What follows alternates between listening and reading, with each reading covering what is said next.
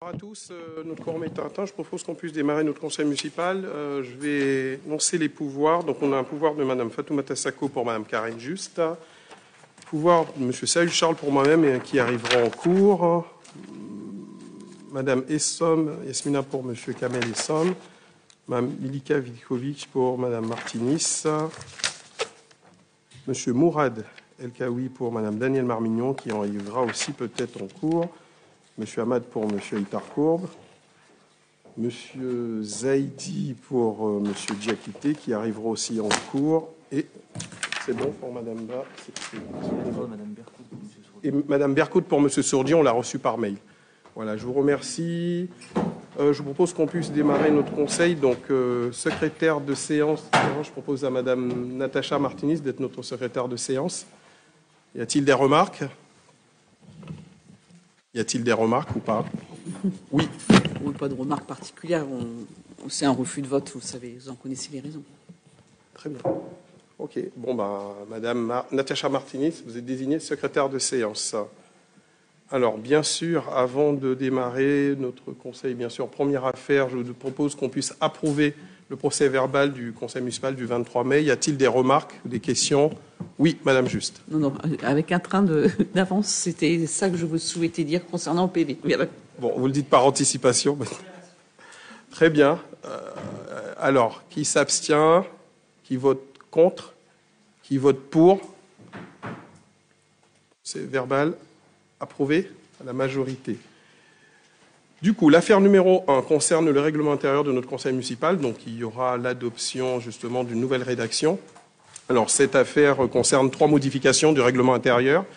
Premièrement, il s'agit de la mention de la mise à disposition de tablettes pour l'ensemble des élus qui sera effective à partir de septembre. Donc, comme on l'avait dit, on a rencontré quelques difficultés d'ordre informatique, donc on n'a pas pu le faire avant. Donc, il y aura le rajout des tablettes. Il y aura aussi la mention de la retranscription en direct du conseil municipal, ce qui est le cas depuis notre arrivée en responsabilité. Donc cela sera noté parce que ça ne l'était pas jusqu'à présent. Et par ailleurs, nous avons aussi l'article 29. L'article 29 est modifié pour inverser l'ordre des commissions et des bureaux municipaux, parce que jusqu'à présent, dans le règlement intérieur, bonsoir Monsieur Zaidi, le règlement intérieur reflète justement ce fonctionnement qui est réel par rapport à nos instances. Donc on a d'abord un bureau municipal, puis la commission qui valide l'ensemble des affaires qui sont présentées au conseil municipal. Donc je vous propose qu'on puisse apporter ces modifications. Y a-t-il des questions ou des remarques ? Oui, Madame Justin. Alors, plusieurs remarques. Comme vous l'avez dit, c'est une mise en conformité par rapport à ce qui est réellement réalisé en termes de fonctionnement des instances. Je pense que mon intervention auprès du préfet a dû jouer également. Simplement, plusieurs remarques. La première, c'est que vous ne nous avez pas donné la bonne version du règlement intérieur, puisque à moins que vous ayez décidé de réduire le nombre de caractères en catimini à 800 pour le bulletin municipal, la version dématérialisée que nous avez transmise fait état de 800 caractères. Combien ? De 800 caractères au lieu de 1200 pour la tribune du bulletin municipal. En fait, je pense qu'il sans doute probablement il s'agit d'une erreur. Oui. Voilà, donc je voulais vous le signaler. Et sur la délibération, il y a aussi un souci, puisque vous mentionnez les modifications sur les articles 16 et 29 sans mentionner l'article 5, que vous changez également. Voilà, bon, il faut un peu plus de rigueur dans les dossiers. Sur l'article 5, nous souhaitons pouvoir continuer, pour ceux qui le souhaitent en tout cas, avoir un format papier. Moi, personnellement, je ne souhaite pas avoir une tablette. C'est très malaisé à lire, ça fait mal aux yeux, c'est petit. Donc, je préfère continuer à avoir un format papier et que ceux qui puissent continuer à avoir format papier puissent le faire. Pour étudier les dossiers, c'est plus facile et plus aisé pour ce qui me concerne. Donc, il faut laisser la possibilité de pouvoir le faire. Sur l'article 16, sur l'enregistrement des débats, c'est aussi le constat que cela est fait. Mais je souhaite que le lien soit bien sécurisé et pérenne, et pas simplement renvoyé sur un site. Et j'insiste aussi sur un autre sujet, c'est que vous avez les pouvoirs de police de la séance et je vous avais déjà interpellé à ce niveau-là. Et donc, je souhaite que les commentaires en direct ne puissent pas se faire. Les commentaires calomnieux parfois à l'encontre d'élus de l'opposition ne puissent plus être faits en direct et que vous bloquiez, vous en avez la possibilité. Votre responsabilité, en tout cas, est engagée à ce niveau. Sur l'article 29, vous avez donc décidé de mettre le bureau municipal après la commission, dont acte. C'est une façon de faire qui stipule bien que vraiment la commission n'est que consultative et que son avis a peu d'importance. On compte, bien sûr, donc ce règlement intérieur. Ok. Y a-t-il d'autres remarques ou d'autres questions? Oui, très bien. Donc sur la première remarque, en effet, il y a un oubli d'un chiffre, donc petite erreur matérielle qui sera modifiée. OK pour le format papier, donc on acte, il n'y a aucune obligation d'avoir une tablette. On fera le nécessaire, on prendra acte. Sur les commentaires, donc désormais, il n'y a plus de possibilité d'afficher des commentaires. On a amélioré le dispositif parce que, en effet, alors les commentaires, calomnieux ou autres, ça allait dans les deux sens souvent, mais moi j'estime que oui, c'est pas le lieu pour ce genre de choses. Et puis, nous, on a fait le nécessaire. Donc, je pense que ça reste quand même quelque chose de facilité. On doit aller contre le tout impression. Aujourd'hui, je considère qu'on imprime encore trop de supports papier. Voilà, maintenant, c'est aussi une démarche aussi écologique de moins imprimer pour avoir les dossiers en version numérique. Et puis, nous apporterons les petites modifications, d'erreurs matérielles sur ce règlement intérieur, sur le nombre de signes aussi, de caractères, bien sûr, pour votre tribune. Il en va de même. Voilà. Si pas d'autres remarques, si pas d'autres questions, on propose qu'on puisse soumettre cette affaire au vote. Qui s'abstient? Qui vote contre? Qui vote pour les modifications de ce règlement intérieur avec les corrections qui doivent être y apportées? Je vous remercie. Cette affaire adoptée à la majorité. Alors, l'affaire numéro 2 concerne la commission permanente désignation d'un nouveau membre.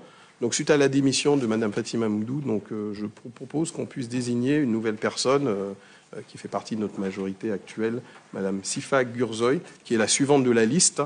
Y a-t-il des remarques? Donc, elle pourra siéger à la commission numéro 2, la deuxième commission. Y a-t-il des remarques ou des questions à ce sujet? Oui, Madame Juste. Rien contre, bien évidemment, on s'abstiendra sur ce sujet, ça ne nous appartient pas, sauf que je pense que cette affaire aurait dû passer lors de la démission annoncée de cette personne, lors du dernier conseil municipal, et pas ici. C'est pareil pour l'affaire suivante. Ça ne change rien du tout. C'est pas grave, bon, c'est votre remarque, on l'entend. Y a-t-il d'autres remarques ou d'autres questions? Non, si pas d'autres remarques, d'autres questions, je propose qu'on puisse soumettre cette affaire au vote. Donc, qui s'abstient? Qui vote contre? Qui vote pour? Adopté à la majorité. Je vous remercie, mesdames et messieurs les élus. Affaire numéro 3, toujours en lien avec la démission de Mme Abdou. Je propose qu'on puisse aussi désigner une nouvelle représentante de la commune pour le conseil d'école Jules Verne. Donc, Jules Vallès, pardon. Jules Vallès. Et y a-t-il des conseillers municipaux qui souhaitent se présenter à... Très bien. J'ai retenu la candidature de Mme Sifa Gurzoy. Est-ce qu'il y a d'autres candidatures ou pas? Bon.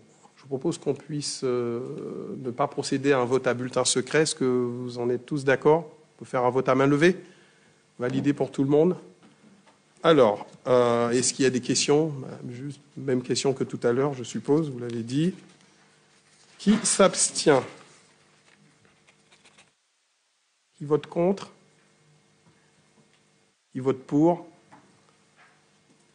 Adopté à la majorité. Je vous remercie. Alors, l'affaire numéro 4, qui est une belle affaire parce qu'il s'agit d'attribution de subventions au titre de la dotation de soutien à l'investissement local, donc notre décile 2022.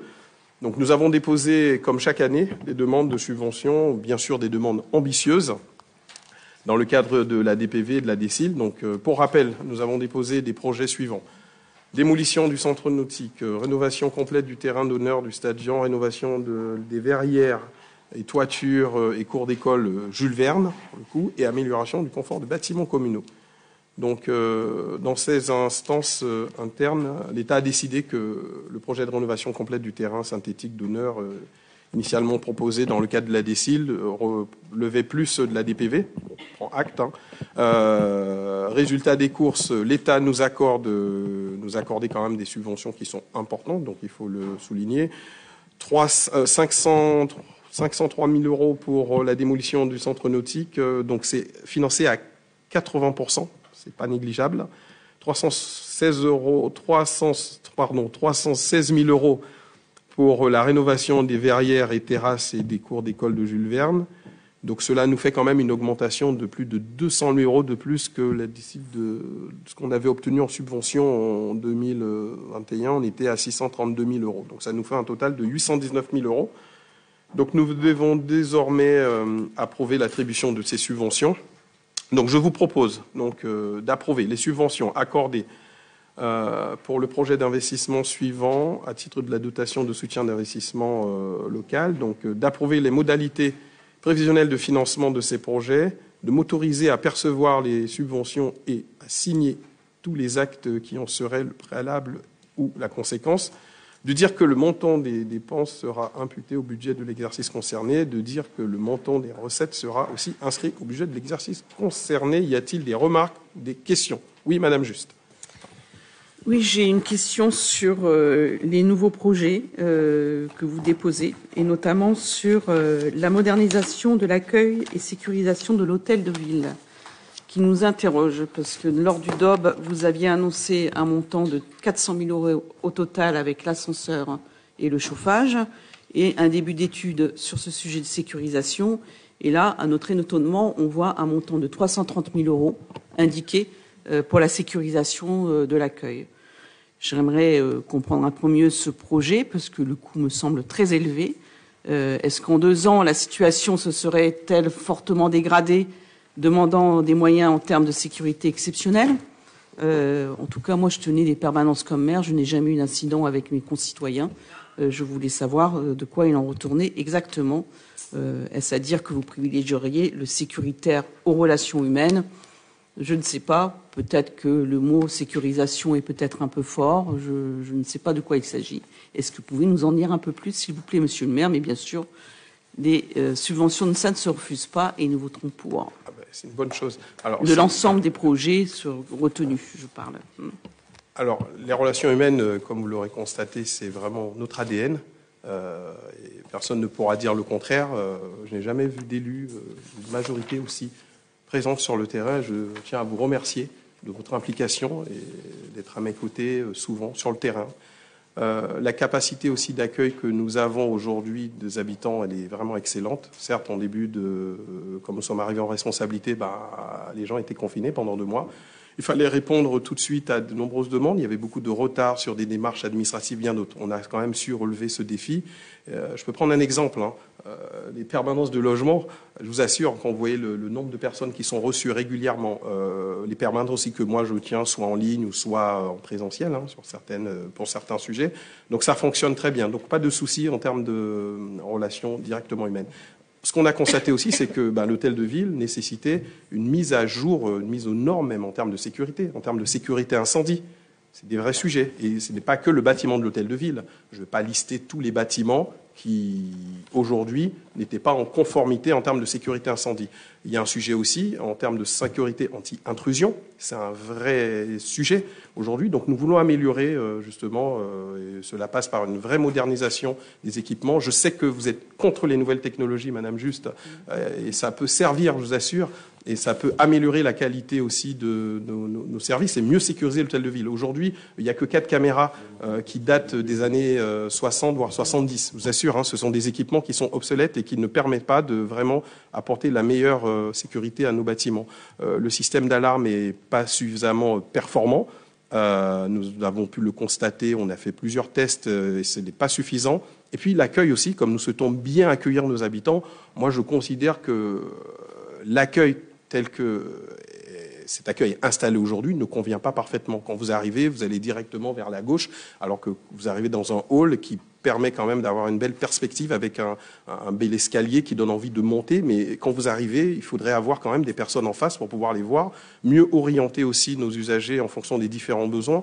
Donc cela passe vraiment par une réelle modernisation de la manière dont on accueille aussi le public, nos usagers.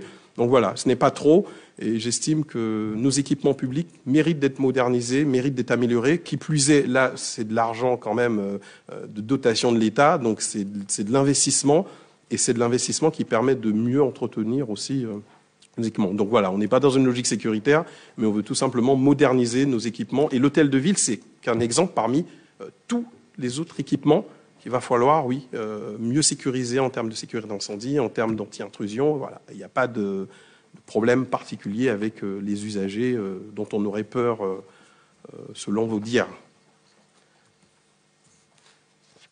Question, d'autres remarques? Bien sûr, vous pouvez, Madame Juste. On est là pour ça. Hein. Voilà. Allez-y. Je voulais comprendre en quoi j'étais contre la modernisation. Qu'est-ce qui vous fait dire ça? Sur quel principe? Alors bon, j'ajoute qu'on ne peut pas me dire que c'est pour des questions environnementales, parce qu'aujourd'hui, il y a plein de data centers qui fleurissent et qui consomment beaucoup en termes d'électricité, donc je ne suis pas sûre que ça soit complètement écologique. Voilà. Puis je rappelle aussi qu'avant, il y avait un gardiennage, un homme ou une femme, peu importe, qui était là 24 heures sur 24. Aujourd'hui, les caméras, sans doute, se substituent au fait qu'il n'y ait plus de personnes, en tout cas, en permanence, qui habitent ici pour garder les locaux, non?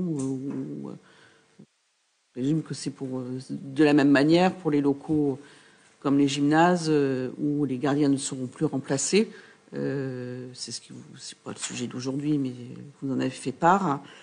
Donc voilà, chacun prend ses responsabilités. Le bâtiment jusqu'à présent a été bien entretenu, il vieillit. Quel sera le coût de l'ascenseur et du chauffage, puisque c'est dans le DOB, puisqu'on passe de 400 000 euros à 330 000 euros uniquement pour les questions de sécurisation. C'est un budget. Après, vous savez très bien qu'entre le budget primitif et le réalisé, on peut avoir des écarts. On verra qu'on aura finalisé, qu'on clôturera notre exercice, ce qu'on aura dépensé, ce qu'on n'aura pas dépensé. Très bien, j'ai bien compris que lors du BP, vous ne vouliez pas nous dire quels étaient les investissements que vous vouliez faire précisément, puisque j'ai dû vous écrire à ce propos, et je vois que ça a bougé très vite à mi-mandat, à mi-exercice de...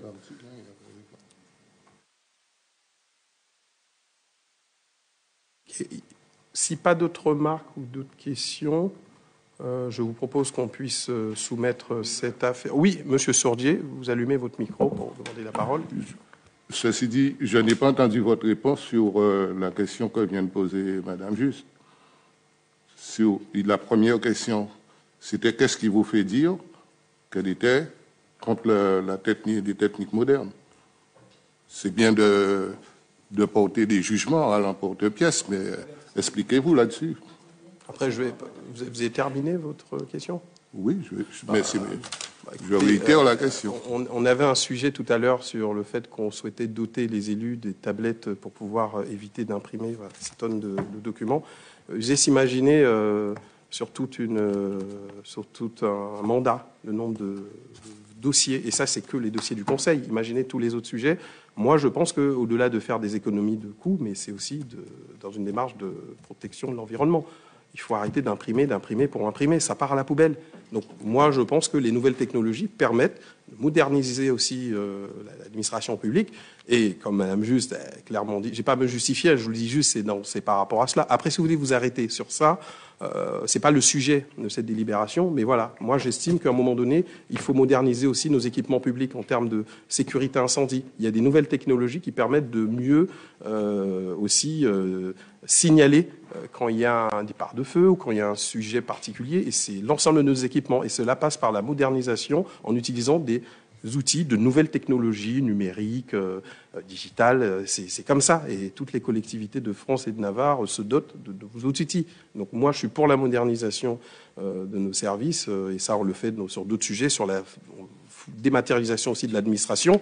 Et c'est aussi ça, voilà, c'est simple. Donc il y a des gens, il y a des courants, hein, il y a des personnes qui souhaitent faire toujours comme avant, et puis d'autres qui veulent évoluer, qui veulent faire différemment et qui veulent essayer d'autres méthodes. Voilà. Bon, je ne vais pas m'épiloguer sur ça, mais c'est simplement, c'est pas un jugement de valeur, c'est un constat que il y a des gens qui ne veulent pas aller vers de la modernisation. Et c'est ce que je constate depuis que je suis arrivé aux responsabilités sur un certain nombre de sujets. Voilà. S'il n'y a pas d'autres questions ou d'autres remarques, je vous propose qu'on puisse soumettre cette affaire au vote. Donc j'ai bien retenu que vous souhaitez voter pour. Oui, Madame Juste. Il ne faut pas que ça se fasse le sujet du conseil municipal. Non, c'est un conseil qui devrait être court en principe. Vous ne savez pas sur quoi je vais intervenir, donc ne présumez pas à chaque fois. Ne pensez pas à ma place, je sais penser seule. Ouais. Voilà. Et je ne porte pas de jugement. Et je vous prie de ne pas en porter sur ma personne, surtout quand vous ne savez pas. Simplement, je voulais savoir en toute transparence si les dossiers tels que la modernisation de l'hôtel de ville allaient passer en commission, même s'ils n'ont qu'un aspect consultatif, puisque nous ne savons rien. Nous constatons les montants en compte administratif, rien d'autre. Bon, on vous précisera le projet au fur et à mesure. Là, on demande les sous pour pouvoir aller plus loin, et puis ça fera l'objet, bien sûr, d'un sujet en commission qu'on déterminera les projets clairement définis. Voilà. Si pas d'autres remarques, d'autres questions, je propose qu'on puisse soumettre cette affaire au vote. Je vous disais que je remercie votre démarche de voter pour récupérer des sous, donc c'est quand même quelque chose de positif. Et puis, je vous remercie. Donc, on va soumettre cette affaire au vote. Qui s'abstient, qui vote contre et qui vote pour? Adopté à l'unanimité. Je vous remercie, mesdames et messieurs des élus. L'affaire numéro 5, pareil.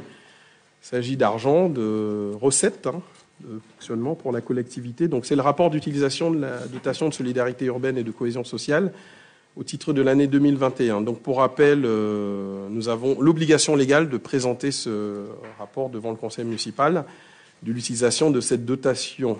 Alors, en 2021, notre dotation s'est élevée à un montant de 3 718 137 €, alors que pour l'exercice 2020, on avait un montant de 3 666 772 €. Donc, ce qui est quand même positif. Bon, il y a une augmentation de cette enveloppe. Donc, le rapport que je ne vais pas vous détailler, vous l'avez, vous avez l'ensemble des sujets, comment on a utilisé cet argent. Vous est présenté. Donc voilà, il s'agit bien sûr de prendre acte de ce rapport, mais bien sûr, vous pouvez poser des questions ou faire des remarques là-dessus. Questions ou remarques? Pas de questions ni remarques, je vous propose qu'on en prenne acte. Merci, mesdames et messieurs les élus. Alors, affaire numéro 6. Pareil, donc rapport d'utilisation de notre fonds de solidarité des communes et de la région d'Île-de-France. Donc cette affaire aussi est assez similaire à la précédente. Donc nous devons rendre compte de somme des recettes que nous avons perçues. Donc il s'agit du rapport d'utilisation de 2021 pour lequel nous avons pu avoir une dotation de 1 911 367 €. Idem, vous avez le tableau de l'ensemble des éléments. Il s'agit aussi de prendre acte. Si vous avez des questions ou des remarques, vous pouvez nous les exposer. Si pas de questions, pas de remarques, je vous remercie d'avoir pris acte de ce rapport. Je propose qu'on puisse passer à l'affaire numéro 7 concernant la révision annuelle des tarifs municipaux pour l'année 2022.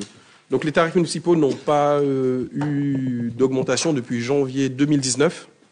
Nous avons décidé, afin de ne pas impacter les familles qui rencontrent quand même un certain nombre de difficultés financières depuis la crise sanitaire, en l'occurrence de 2020 à 2021 et encore aujourd'hui.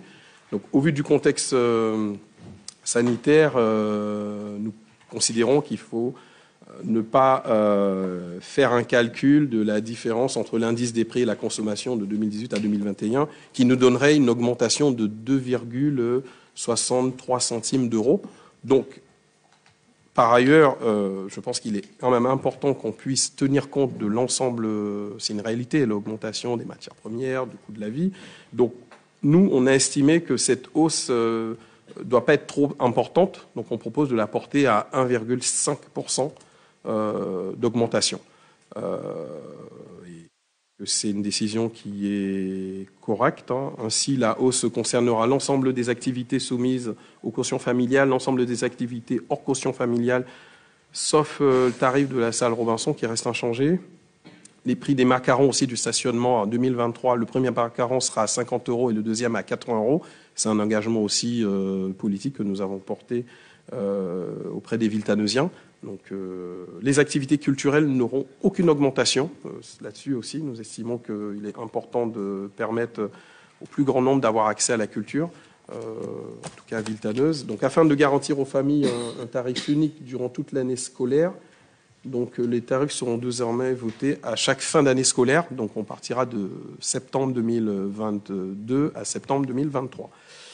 Donc, je vous propose de décider cette revalorisation des tarifs municipaux à compter de septembre 2022. Y a-t-il des questions ou des remarques à ce sujet? Madame Justa. Simplement pour vous dire que nous allons voter contre l'augmentation des tarifs, même s'ils sont minimes par rapport au taux de l'inflation. Il n'empêche que les familles étant tellement en difficulté aujourd'hui avec un taux d'inflation très fort, elles n'arrivent plus à faire face, notamment ici à Villetaneuse, où on a quand même des familles à revenus modestes. Et donc, nous semble beaucoup plus pertinent de continuer de bloquer les tarifs plutôt que de nouveau de commencer à les augmenter. Et ça, c'est faire preuve de solidarité. Très bien. Y a-t-il d'autres questions, d'autres remarques? S'il n'y a pas d'autres questions de remarques, je vous propose qu'on puisse soumettre cette affaire au vote. Qui s'abstient? Qui vote contre? Et qui vote pour? Adopté à la majorité. Alors, affaire numéro 8. Création d'un comité social territorial. Donc la loi du 6 août 2019, je suis trop remonté dans le passé là. 2019, portant sur la transition de la fonction publique, a modifié les organes de représentation des agents et a fixé la durée de leur mandat à 4 ans. Comme le prévoit ce décret, nous avons donc, dans un cadre de dialogue social, fixé un certain nombre de principes avec les syndicats CGT de Villetaneuse. Le bilan de cette consultation figure à l'annexe du rapport. Donc, pour rappel, l'élection professionnelle, les élections auront lieu le 8 décembre 2022 afin de permettre aux agents d'élire leurs représentants au CST. Dans le même temps, se dérouleront les élections des représentants des agents en commission administrative paritaire, donc le CAP. Voilà. Donc moi, je vous propose donc de décider de la création de ce comité social territorial commun entre la ville de Villetaneuse, la collectivité et le CCS, de fixer le nombre de représentants du personnel à 5 au sein du CST, de fixer le nombre de représentants de la collectivité aussi à 5 au sein du CST, d'autoriser le recueil de l'avis des représentants de la collectivité au sein du CST, d'instaurer au sein du CST une formation spéciale en matière de santé, de sécurité et de conditions du travail, le F3SCT, et de fixer le nombre de représentants titulaires du personnel à 5 au sein de celle-ci et à 5 au sein de la collectivité. D'autoriser aussi le recueil de l'avis des représentants de la collectivité au sein de la formation spéciale en matière de santé, sécurité et conditions aussi de travail.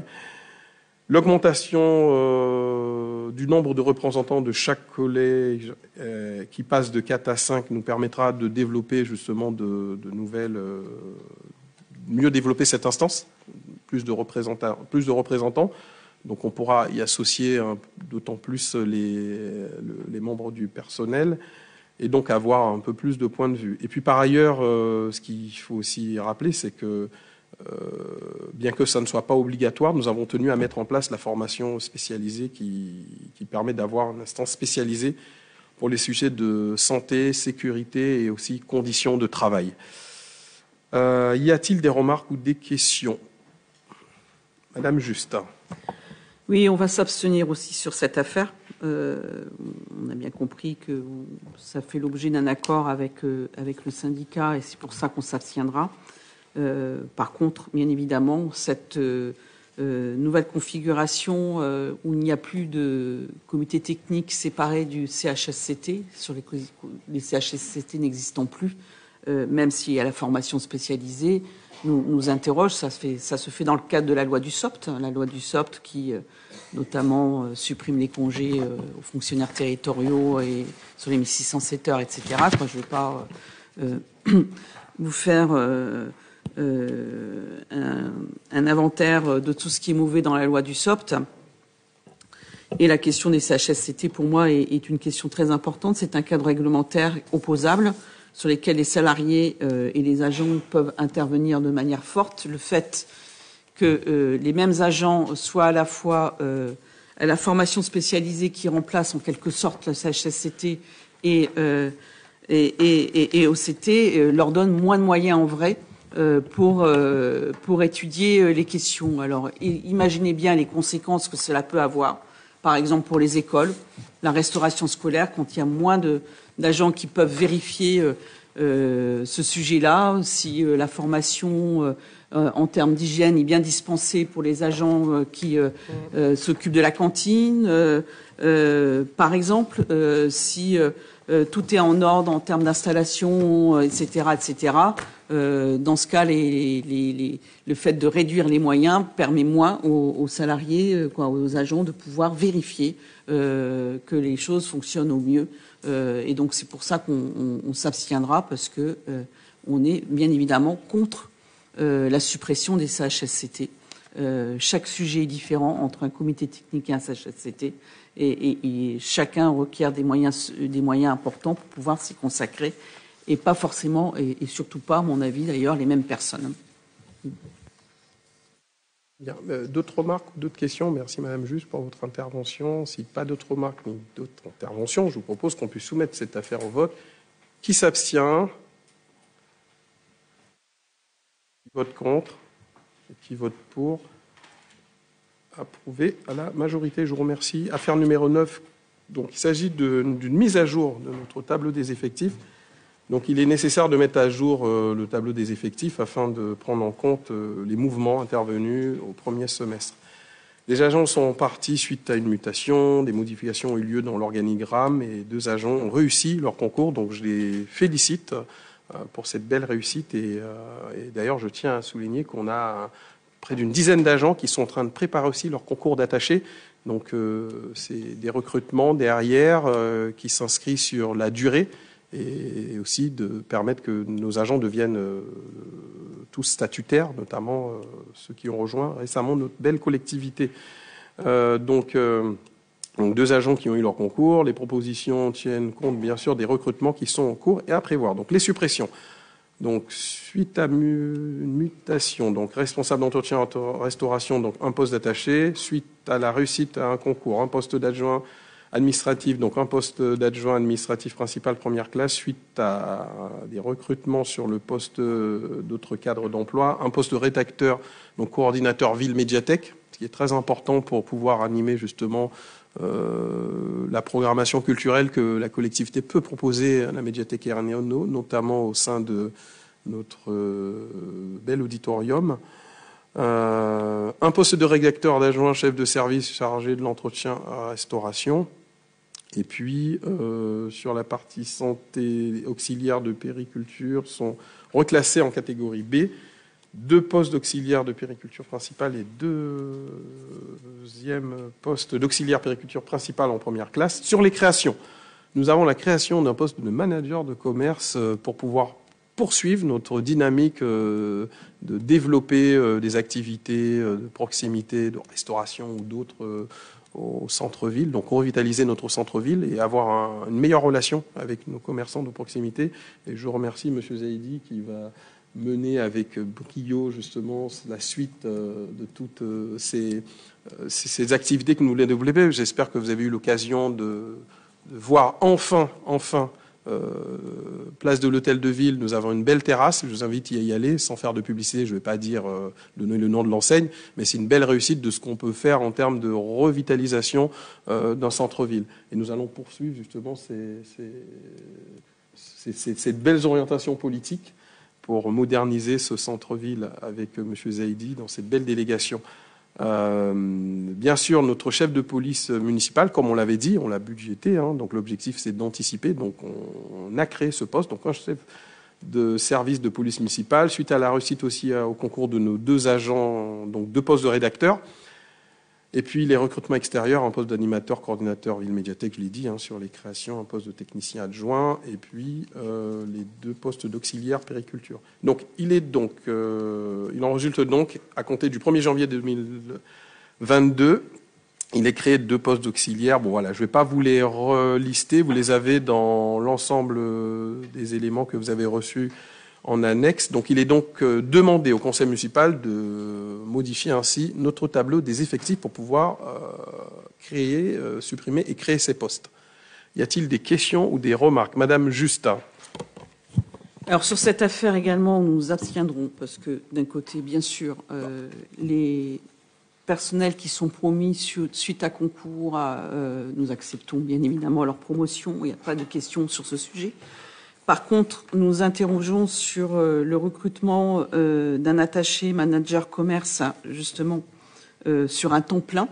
J'ai bien compris, ça concerne essentiellement le centre-ville. Quoi qu'il en soit, c'est vrai que vous êtes en échec sur ce sujet, mis à part la crêperie qui a ouvert en face. Les food trucks qui étaient sur la place des partages ont disparu en peu de temps. Le petit marché aussi a disparu aussi en peu de temps. Oui. Par contre, le brasseur qui devait s'installer à l'îlot de la boulangerie, vous avez refusé qu'il s'y installe. Prouvez-moi le contraire et on en discutera après. Mais ne venez pas me dire haut les cris que ce n'est pas vrai, etc. C'est la réalité des choses, c'est du concret. Donc, redynamiser les commerces, oui. Encore faut-il que les personnes aient les moyens de pouvoir aller vers les petits commerces, parce que c'est la question principale. Sur un temps plein, ça me laisse perplexe. Et j'ajoute que pendant longtemps, vous nous avez expliqué qu'il y avait trop de cadres et à chaque fois, vous embauchez des nouveaux cadres. C'est un peu contradictoire avec vos propos du mandat précédent, quand vous étiez dans l'opposition. Et bien évidemment, nous sommes contre la venue d'un chef de police municipale qui va coûter plusieurs milliers d'euros, avec des centaines de milliers d'euros à ajouter avec la police municipale. Je pense qu'on a beaucoup mieux à faire en termes culturels, éducatifs, qu'en termes répressifs ici, dans une ville où le régalien devrait être de droit, partout en Seine-Saint-Denis notamment, où nous avons moins de moyens au niveau national. Donc c'est pour cette raison que nous abstiendrons, puisqu'il y a du pour et il y a du contre. Alors juste pour vous faire une petite confidence, Madame Juste, non seulement on va faire mieux en termes de programmation culturelle, non seulement on va faire mieux en termes d'activité éducative, pédagogique, non seulement on va faire mieux en termes d'attractivité, et en plus on va faire mieux en termes de sécurité pour cette ville, parce que c'est pas un gros mot, oui, il y a il y a des problématiques d'insécurité sur la ville, donc je pense que le régalien c'est important, d'ailleurs on va bientôt accueillir notre nouveau commissaire, mais la police de proximité sur des interventions bien ciblées, on a un certain nombre d'événements qu'on organise aussi sur la ville, la question de la sécurité routière de proximité aux abords de nos écoles, il y a tout un ensemble de sujets, je ne vais pas vous le détailler. Et d'ailleurs, je vous rappelle que, vous voyez, je ne sais pas à quel conseil municipal, je vous disais que notre programme était complètement différent de le vôtre, et vous n'avez eu cesse de dire qu'on copie sur ce que vous avez fait, on n'a rien inventé de nouveau, et on n'a pas fait mieux. Et pour la petite information, le poste de manager de commerce de proximité est financé à plus de 50% par la Banque des Territoires. On a reçu une dotation de 40 000 euros. Donc vous voyez, ça ne va pas coûter plus à la collectivité, ça va apporter plus à la ville. Enfin, on va pouvoir développer des vrais commerces. Et vous verrez la place des partages. Oui, elle sera animée. Parce que si on n'a pas cette ressource, Madame Juste, pour pouvoir porter ce projet ambitieux, on ne peut pas. Ce n'est pas avec le fonctionnement de mon cabinet, je vais animer la place des partages ou je vais animer l'hôtel de ville. On a besoin de cette ressource pour aller plus loin. Et moi, j'aurais bien aimé aussi, à notre arrivée en responsabilité, que l'hôtel de ville aurait été hyper animé, avec plein d'activités. Alors, la fameuse brasserie, je ne vais pas rire parce qu'on pourrait vraiment en rire, mais c'était quoi le projet de cette brasserie? C'était qui les repreneurs? Aujourd'hui, nous avons un magnifique projet. On va le finaliser. On aura l'occasion de vous le dire enfin pour pouvoir proposer du service public de qualité. Personne ne veut récupérer cette brasserie. Il y a 3 logements au-dessus. Il n'y a jamais eu de projet concret. C'est que des affichages. Donc, Madame Juste, je vous invite à regarder tous ces beaux projets qui vont animer cette ville. Et je vous invite à venir vous attabler sur ces rez-de-chaussée qui vont être actifs, animés, sur ces belles terrasses. Je vous invite à aller manger une crêpe à la fin de ce conseil municipal et vous verrez que, oui, cette ville va se développer. On va apporter de nouvelles activités qui donneront envie aux gens de venir y habiter, d'y vivre, de s'y investir. Voilà, je ne vais pas trop m'épiloguer parce qu'il y a tellement à dire, mais oui, on fait mieux que ce que vous avez fait précédemment. Et cet argent, c'est pas de l'argent qui sera jeté à la poubelle, ça nous permet de développer vraiment tous ces projets d'investissement nécessaires pour améliorer la qualité de vie à Villetaneuse, dont aussi le recrutement du chef de police municipale. Il y a M. Heitar-Courbe qui a demandé la parole. Allez-y. Oui, effectivement, je vais intervenir par rapport à ce que m'a dit juste. C'est les Villetanusiens qui nous ont demandé qu'il y ait sur notre commune beaucoup plus de sécurité. Parce que selon un sondage qu'on a mis en place, la première préoccupation des Villetanusiens, c'était l'insécurité, le trafic de cannabis, l'insécurité routière, les nuisances, les incivilités routières. Ça, c'est des préoccupations des Villetanusiens de tous les jours. Alors nous, effectivement, on souhaite mettre en place cette police municipale qui va permettre, dans un premier temps, comment je pourrais dire, elle va soulager la police nationale qui va, elle, se concentrer sur le régalien, notamment le trafic de cannabis qui gangrène tous nos quartiers, et laisser la police municipale se consacrer sur les incivilités routières et les nuisances de tous les jours. Ça, c'est une première préoccupation des Villetanusiens, et on l'entend justement faire respecter leur choix de nous doter d'une police municipale. Très bien. Oui, Madame Juste, allez-y. Non, brièvement, sur la police municipale, le pouvoir d'achat est quand même plutôt la question numéro 1 que les Villetanusiens se posent aujourd'hui, la question du logement, etc. et tout. Quoi qu'il en soit, pour rectifier, les pouvoirs régaliens de police, c'est l'État qui le fait, personne d'autre. Il n'y a pas de régalien d'un côté, pas de régalien de l'autre. Le régalien, la sécurité des biens et tout, c'est du pouvoir de l'État et pas des communes.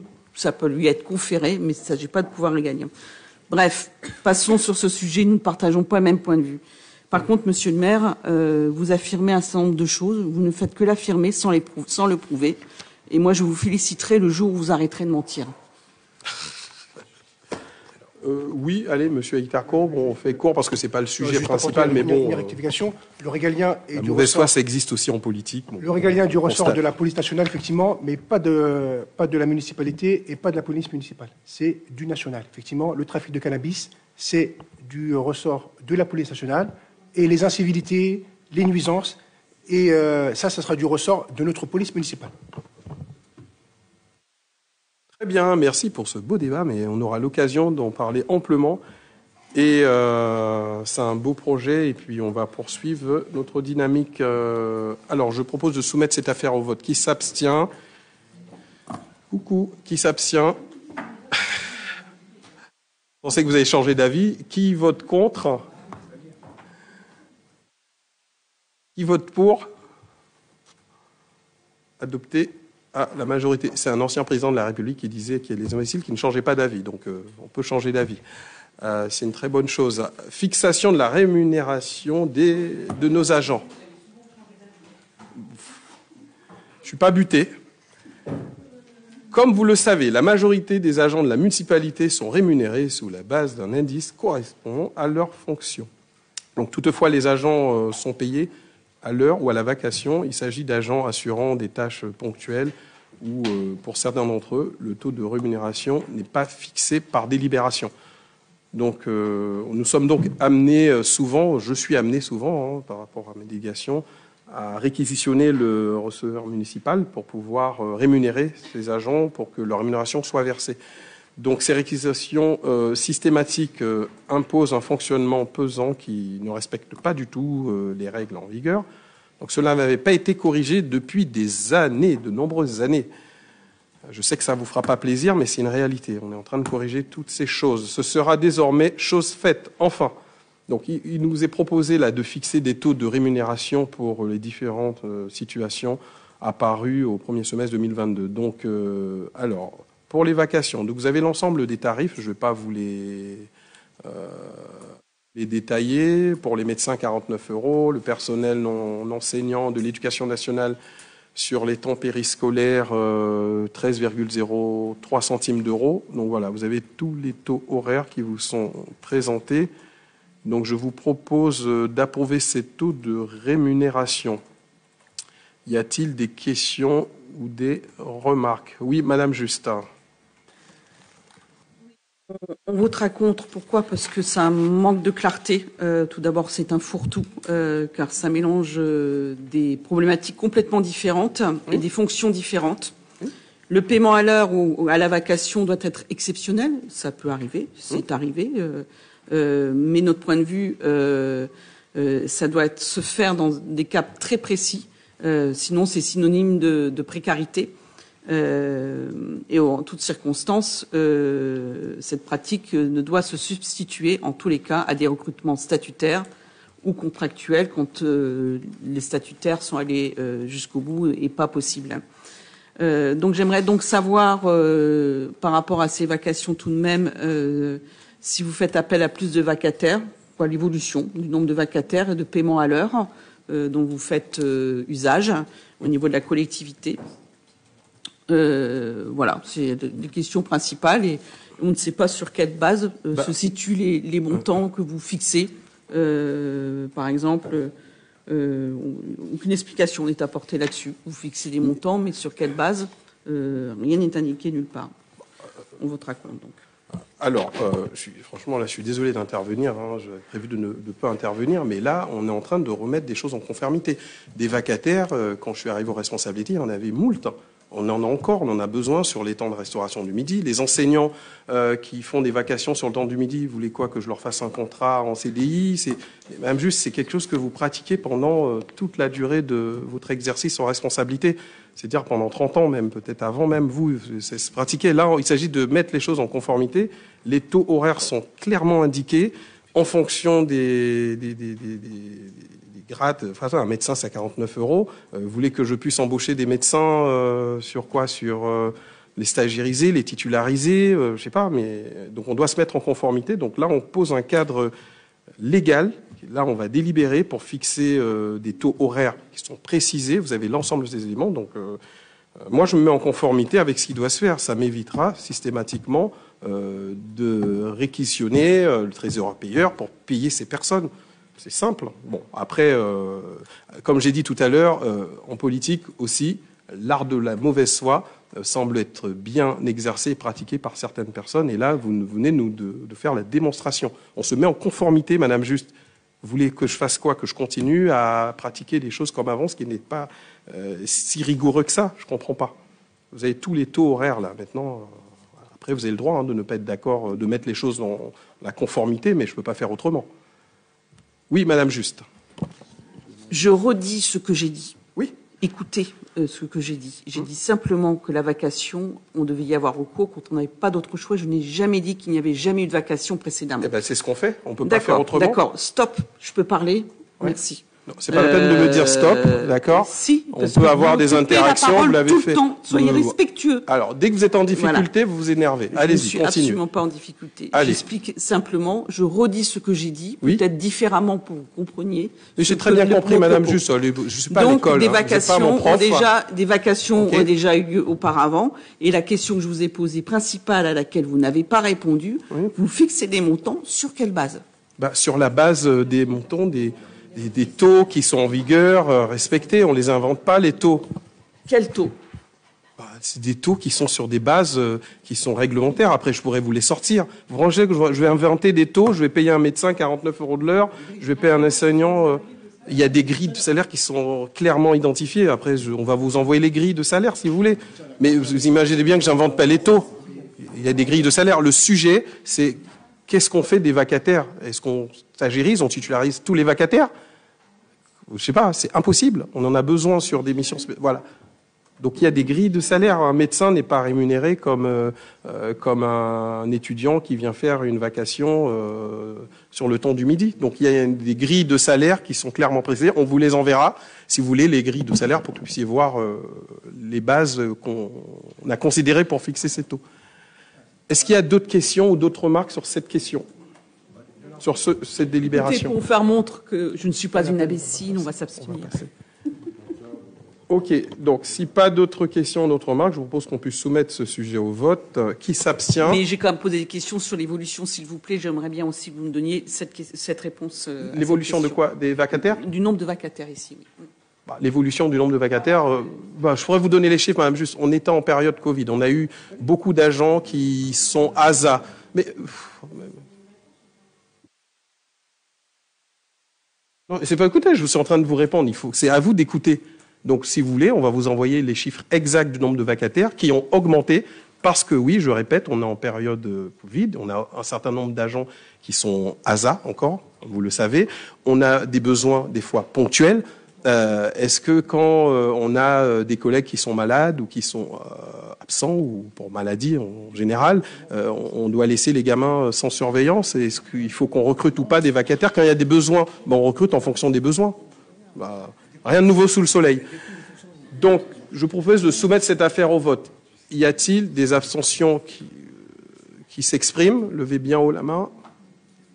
Qui s'abstient? Mettez-vous d'accord. Ok, bon, voilà. Voilà. J'ai vu ça. Qui vote contre? Et qui vote pour? Adopté à la majorité.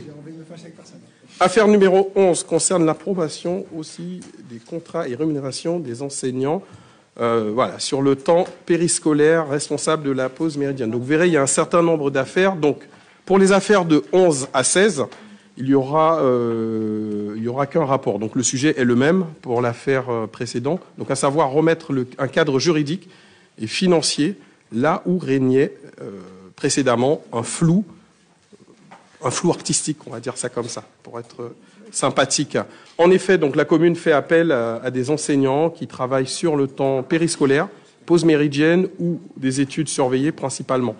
Donc depuis de nombreuses années, ils n'ont pas de contrat et aucune délibération ne définit leur rémunération. Donc cela nous conduit simplement chaque mois, comme je l'ai dit pour des cas cités dans les précédentes affaires, à réquisitionner le receveur municipal afin de les rémunérer et leur soit versé le temps qu'ils ont travaillé en fonction de leur grille de rémunération. Donc il est donc proposé d'approuver 5 contrats de type responsable de la pause méridienne. Il y a un contrat aussi d'encadrant de la pause méridienne. Il y a un contrat aussi de responsable de l'étude. Il y a un contrat d'encadrant de l'étude et responsable de l'accueil du matin. Donc voilà, c'est toutes ces activités qu'on propose. Donc ce sont les objets des affaires 11 à 15. Donc de plus, des enseignants peuvent aussi également être recrutés pour d'autres missions auprès des enfants et des jeunes notamment. Donc enseignants à l'école de musique et de danse, enseignants pour la prépa bac. Donc il est également proposé d'établir un contrat type, c'est l'objet de l'affaire 16, pour les encadrants hors temps scolaire. Donc la rémunération est définie en référence au taux des indemnités des surveillants d'études et des enseignants, comme indiqué dans le tableau fourni dans le dossier. Donc vous avez le tableau qui vous donne l'ensemble de ces taux. Donc je vous propose donc, pour cette affaire numéro 11, d'approuver le contrat de rémunération du responsable de pause méridienne. Y a-t-il des remarques ou des questions? Ça va être les mêmes sujets à chaque fois. Si pas de remarques ni questions, je vous propose de soumettre cette affaire numéro 11 au vote. Qui s'abstient? Qui vote contre? Qui vote pour? Adopté à la majorité. Même question. Affaire numéro 12. À la majorité? À l'unanimité? Ah, super. Je n'avais pas vu. Merci. Affaire numéro 12. L'approbation des contrats et rémunérations des enseignants pour les temps scolaires, responsables d'accueil du matin. Même question. Qui remarque? Si pas de remarque, qui s'abstient? Qui vote contre? Qui vote pour? Adopté à la majorité. Je vous remercie. À l'unanimité. Oh, mais c'est pas possible. Mais je veux pas de cette unanimité ou quoi? À l'unanimité, excusez-moi. Je vous en remercie. L'affaire numéro 13, même question. L'approbation des contrats et rémunérations des enseignants sur le temps scolaire, responsables des études surveillées. Même question. Qui s'abstient? Remarque. Qui vote pour? Contre? Qui vote pour? Adopté aussi à l'unanimité. Affaire numéro 14. L'approbation des contrats et rémunérations des enseignants sur le temps périscolaire encadrant des études surveillées. Si pas de remarques ni questions, qui s'abstient, qui vote contre, qui vote pour, adopté à l'unanimité, je vous remercie. Et l'affaire numéro 15, approbation du contrat de rémunération des enseignants sur le temps périscolaire encadrant de la pause méridienne. Même question, si pas de remarques ni questions, qui s'abstient, qui vote contre, qui vote pour, adopté à l'unanimité. Et l'affaire numéro 16, approbation des contrats et rémunération des enseignants sur le temps périscolaire, enseignants ayant des fonctions d'enseignement auprès des enfants ou des jeunes. Si pas de remarques ni questions, qui s'abstient, qui vote contre et qui vote pour, adopté à l'unanimité. Je vous remercie d'avoir adopté l'ensemble de ces affaires à l'unanimité. Affaire numéro 17 concerne la restructuration et l'augmentation du capital de la Sequano. Donc la Sequano, pour rappel, est une société d'économie mixte dont Villetaneuse détient des parts.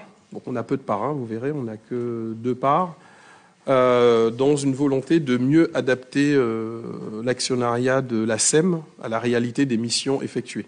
Donc une restructuration et une augmentation du capital a été proposée. Donc les rangs de modification sont les suivantes. Donc l'entrée de la MGP et des EPT dans Grand Paris, Grand Est et Paris Terre d'Envol au capital, ainsi que la MGP possède 10% des parts en termes d'opération, tandis que la MGP et Terre d'Envol auront respectivement 3% du capital. Donc l'augmentation du nombre de parts détenues par pleine commune, qui passera de 0,03 à 3%. L'augmentation aussi du nombre de parts détenues par les acteurs non publics. Donc, compte tenu de ce qui précède l'augmentation de capital, cela représentera un apport de 6 millions d'euros supplémentaires par la souscription de 34 483 000 euros d'actions nouvelles d'une valeur nominale de 174 euros par action. Donc, portant le capital actuel de 10 444 872 centimes à 16 444 872 euros. Au terme de l'opération, soit une augmentation de 57,4% d'augmentation du capital. Donc, quant à la ville de Villetaneuse, je disais, nous sommes détenteurs, nous, que de 2 actions pour un montant total de capital de 348 euros, ce qui ne changera pas après cette restructuration. Donc je vous propose d'approuver les termes de l'opération de restructuration et l'augmentation du capital proposée par le conseil d'administration de la Sequano. Y a-t-il des remarques ou des questions? Si pas de remarques ni questions, qui s'abstient, qui vote contre et qui vote pour, adopté à la majorité.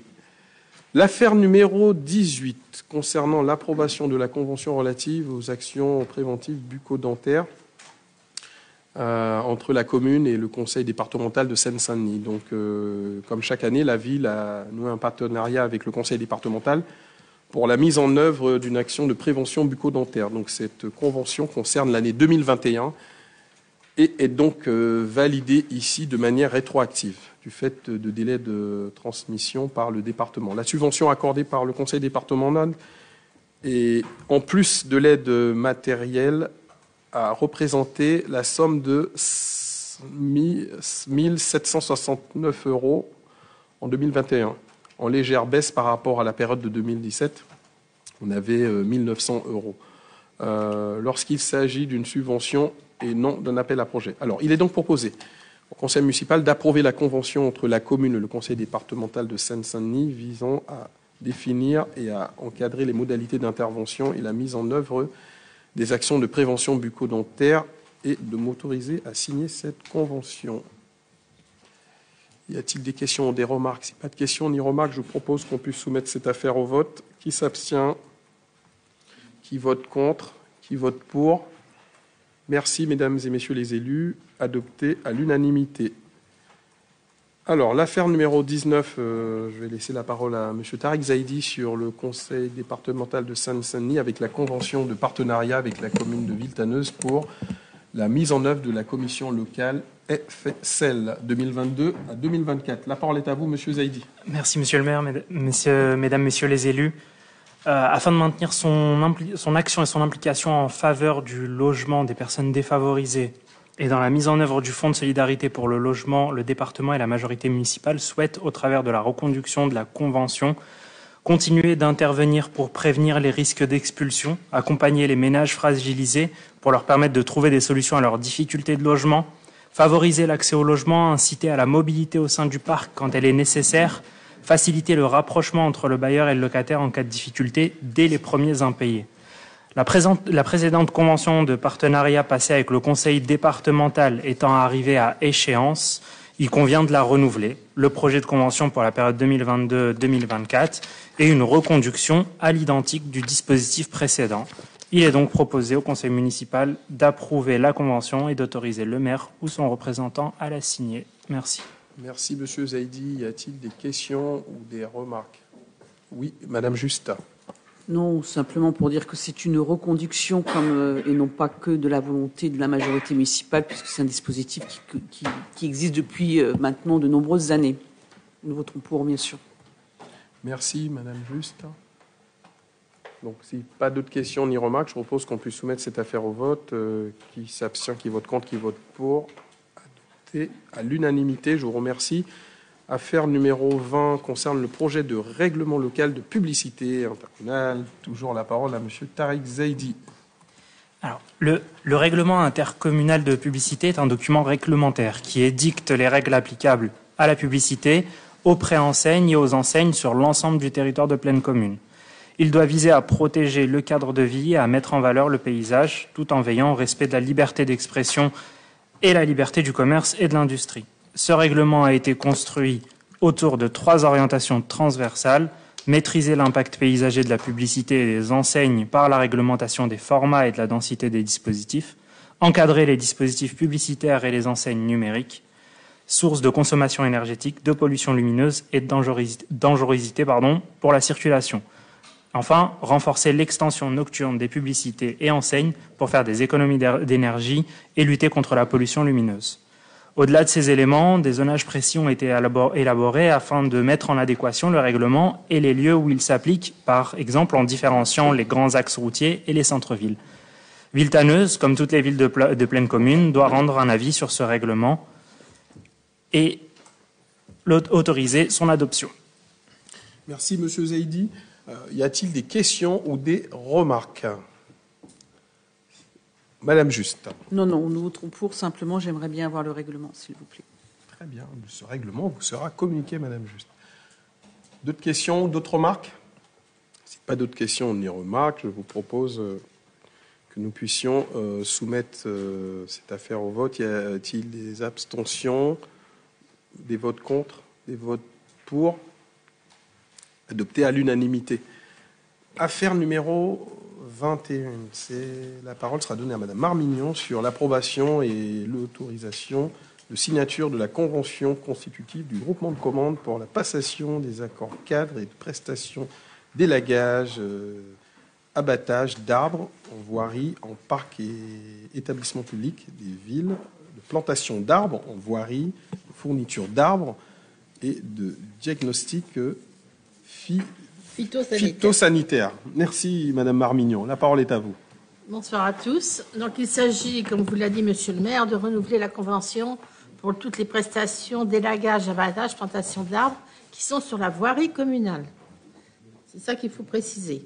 Parce que cette convention se terminant donc en décembre 2022, il convient dès à présent d'autoriser Monsieur le maire à signer pour l'avis d'appel d'offres public de ces prestations qui seront coordonnées par pleine commune et qui permettront des économies sur ce type de marché.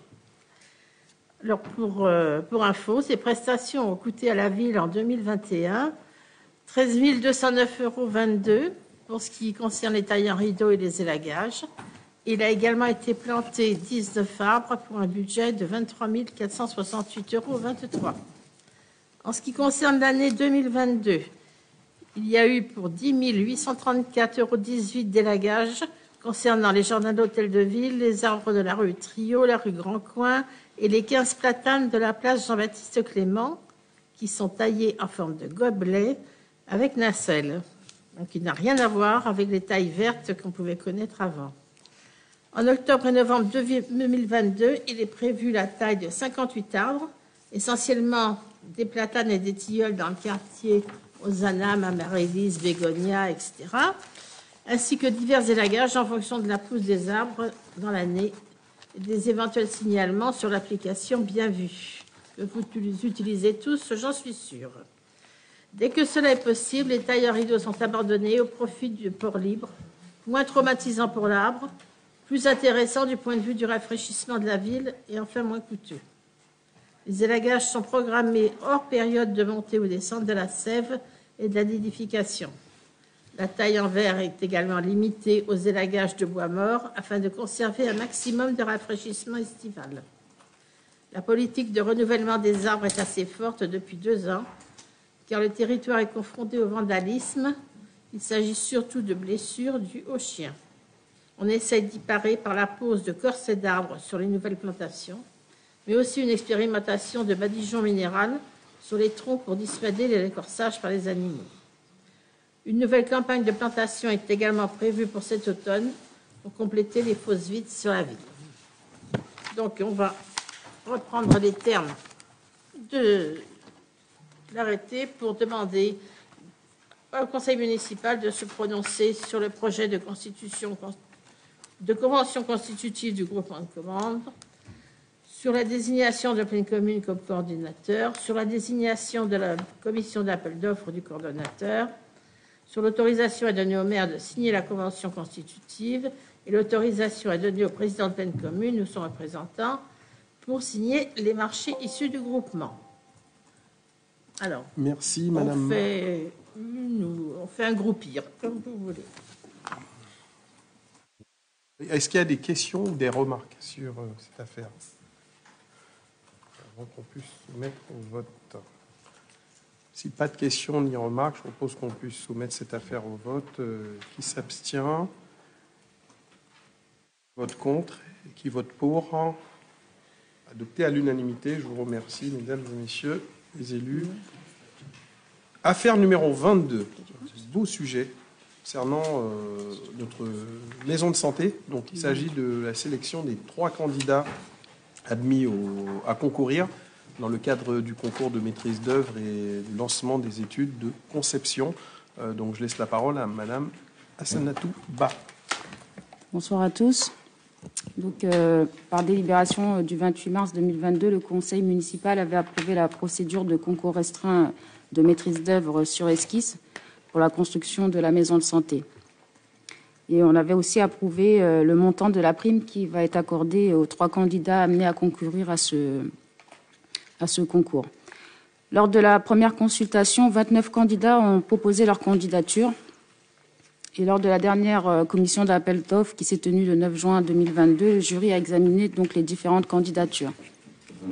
Nous avons retenu donc 3 candidatures qui sont les suivantes: la métropole architecture paysage, caractère et adéquation.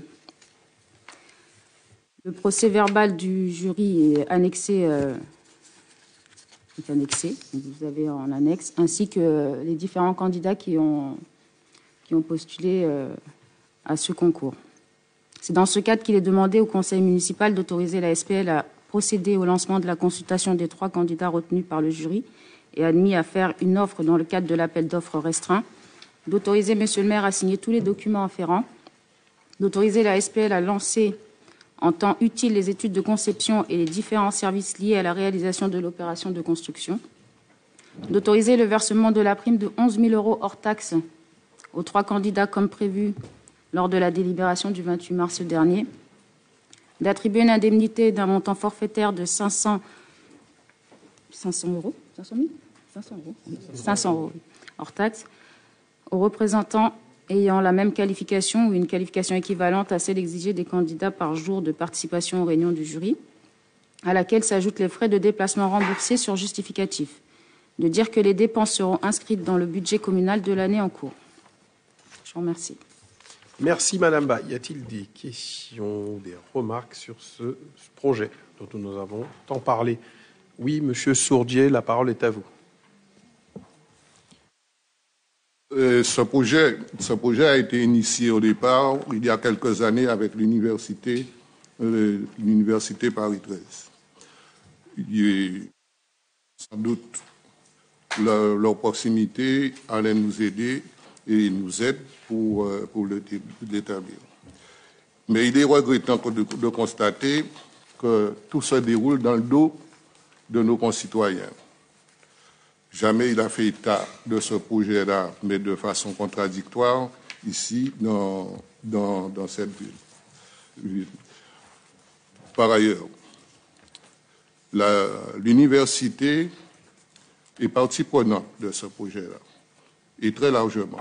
Je ne sais pas où est-ce que vous en êtes de vos négociations, mais il était prévu un certain nombre de choses qui faisaient de l'université un partenaire conséquent. Or, ce que j'ai constaté, et ce qu'on pouvait constater, sa voix n'est que consultative. Donc, je voudrais, par rapport à ça, une explication. Si c'est une demande de l'université, pourquoi?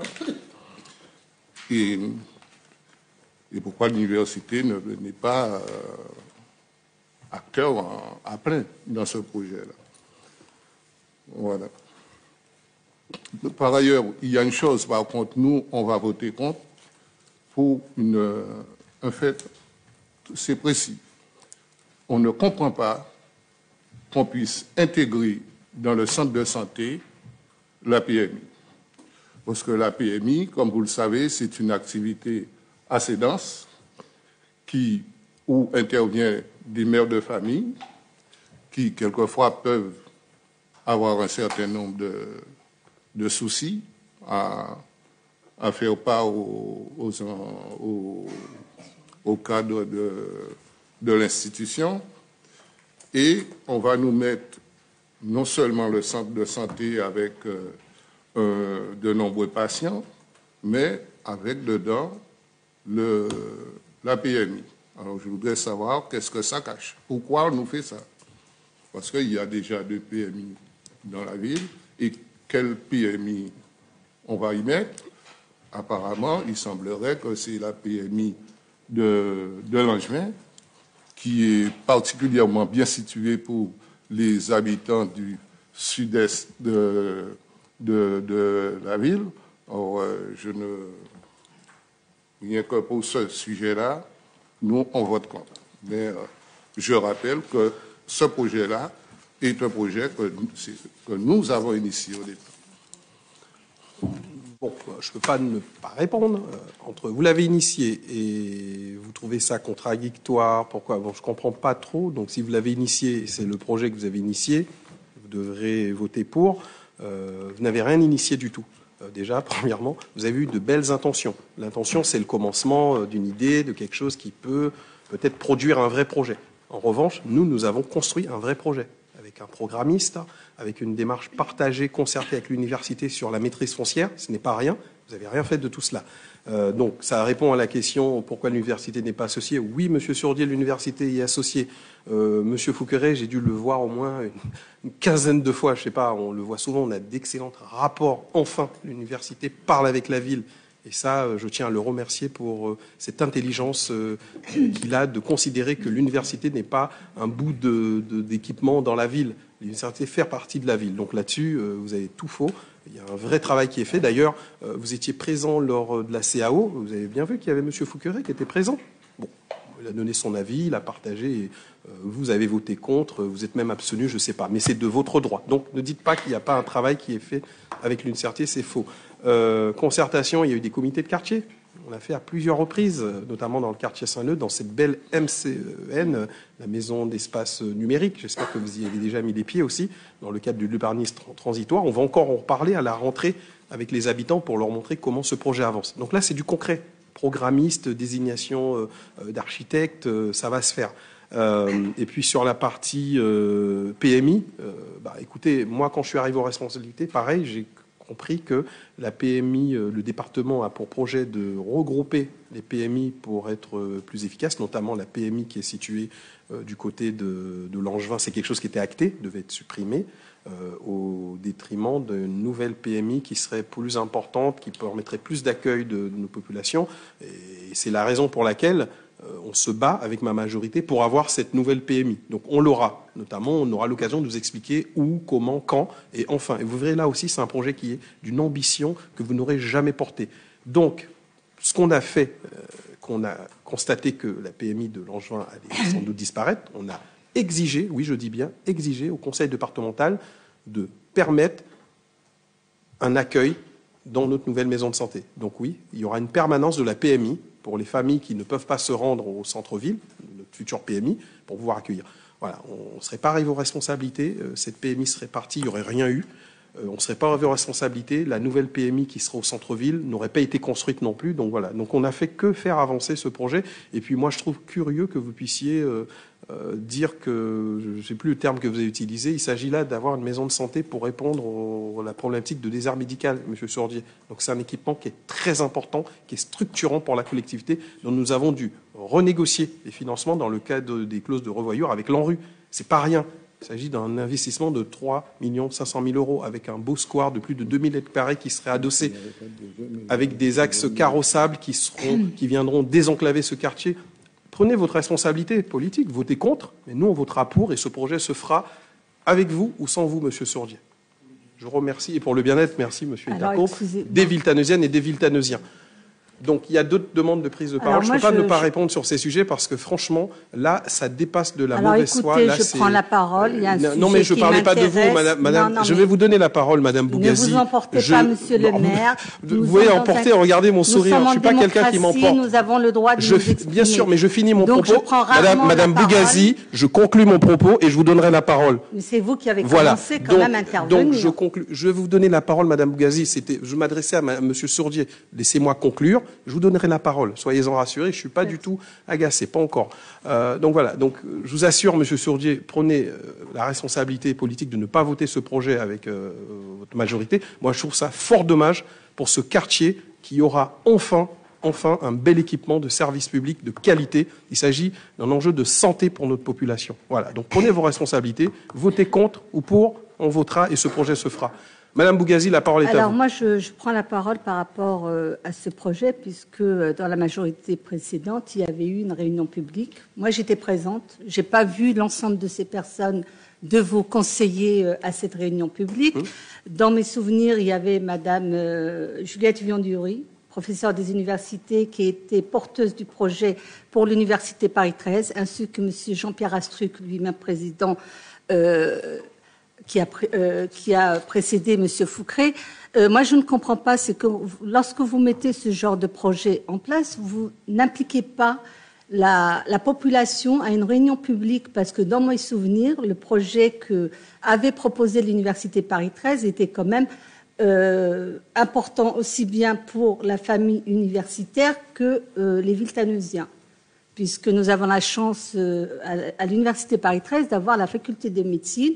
Et le projet, justement, qu'envisageait Madame Juliette Vionduri, c'était de faire appel à nos médecins sur SMBH à Vicenne, à Bobigny, et pouvoir implanter ça au niveau de l'université où il y a actuellement la ferme pédagogique, pour que nous, puisque je suis salarié agent de l'université, puissions avoir accès à cette maison de la santé. Moi, je trouve regrettable qu'il n'y a pas une réunion publique, comme l'a fait la précédente municipalité, qu'on le veuille ou pas. Nous sommes quand même des gens civilisés. Depuis que vous êtes en gouvernance, comme vous dites, moi, j'ai pas très vu les réunions publiques offertes à la ville, en fait. Donc, on apprend les projets, c'est très bien, si vous voulez faire autrement. Mais moi, sur la ville, j'ai des retours. Donc, je ne suis pas là pour polémiquer. Comme dernièrement, il y a un de vos élus qui a voulu me piquer et je l'ai recadré. On se permet de juger l'ancienne majorité. Vous étiez dans l'opposition, donc j'assistais aux conseils municipaux. Tout le monde n'était pas présent dans vos élus de la majorité. Je pense que maintenant, il faut arrêter de toujours revenir sur « vous avez pas fait comme je l'ai aussi entendu dernièrement à la commission quand j'ai demandé à voir certains éléments. Je pense qu'il va falloir peut-être se remettre au travail, voir ce qui va, ce qui ne va pas. Mais moi, franchement, ça commence à me, excusez-moi du terme, de gaver de voir certains élus de la majorité ricaner quand l'opposition prend la parole. Merci. Oui, Madame Juste, allez-y. Oui, la notion de respect est peut-être à envisager mieux et la géométrie variable. Mais le sujet qui vient d'être évoqué est très important par rapport au PMI, par rapport à l'université. Alors de dire que enfin il y a des relations avec l'université, vous m'avez accusé à un moment donné d'avoir volé les archives. Je pense que vous retrouverez aisément les archives des bulletins municipaux où il y a la une avec la réunion publique et avec le président de l'université d'alors, Monsieur Astruc, qui énumérait l'ensemble des sujets sur lesquels nous nous penchions, où on pouvait se gratifier justement de relations qualitatives, quantitatives aussi, de manière importante, y compris en direction directement des Villetanusiens, de formation, etc. et tout. Donc je n'ai pas de leçon à recevoir de vous là-dessus. Il suffit que vous repreniez les archives, comme vous dites, puisqu'elles sont bien ici sur ces lieux. L'autre chose par rapport à l'université, ce dont faisait état mon collègue, c'est que quand il y a un projet d'université voyez le jour, nous faisions partie du jury de concours et nous n'avions pas, non pas une voix consultative, mais nous avions une voix décisionnelle. C'est ça la différence, parce que vous avez bien invité le président de l'université à votre CAO, sauf que à votre jury, sauf que lui, il n'a eu qu'une voix consultative et sa voix ne comptait pas. Par rapport aux autres, c'est quand même une sacrée différence que de faire venir pour montrer que de faire voter les gens sur les projets qui sont présentés. Et comme les relations étaient excellentes avec eux précédemment, au dernier projet d'université, nous avons eu le droit de vote, nous, la ville de Villetaneuse. Je précise un peu ces choses. Et quant au PMI, pourquoi on vote contre? Parce que ça m'irrisse le poil de voir l'abandon des PMI en Seine-Saint-Denis. La Seine-Saint-Denis était le département le mieux doté en PMI. C'est très très important pour nos familles, surtout quand elles n'ont pas face à la désertification et tout. Vous avez évoqué ce sujet-là. Le fait de regrouper deux PMI en une, ça facilite pas la tâche aux mamans. Alors ça fait quand même 15 ans, je crois, que nous avons le droit à une PMI provisoire. Pourtant, nous avions bien une conseillère départementale ici qui aurait pu militer bien avant pour qu'on ait une PMI définitive. Toujours la faute aux autres. Pardon, mais je n'ai pas été conseillère départementale. Moi, je ne reporte pas sur le conseil départemental d'avant et elle est toujours ici. Je suis désolée. Je ne dis pas que voilà. Et la PMI, c'est d'autant plus important que ce n'est pas que des questions de santé, c'est aussi des questions de médiation familiale, par exemple. Et le fait de mettre à la vue de tout le monde des femmes qui sont, par exemple, victimes de violences conjugales au milieu de tout le monde, eh ben c'est pas une bonne chose. C'est pas un bon signe pour les femmes, notamment. Et donc moi, je m'insurge sur ce type de pratiques qui en fait ne répondent pas aux besoins dont on se gargarise aujourd'hui en disant que c'est important, par exemple, les questions des violences faites aux femmes. Donc aujourd'hui, ça veut dire que concrètement, vous allez supprimer la PMI, c'est le département de Langevin, qui aujourd'hui a un accès discret par l'arrière, dans des locaux confortables, adaptés pour les familles, pour regrouper ces PMI, si j'ai bien compris, au centre-ville, je ne sais trop où. Pour l'instant, ils sont toujours dans les locaux provisoires, et avoir peut-être une petite annexe à Saint-Leu. Bonjour l'évolution. Moi, je trouve ça déplorable. Moi, je préfère avoir 2 PMI de plein droit,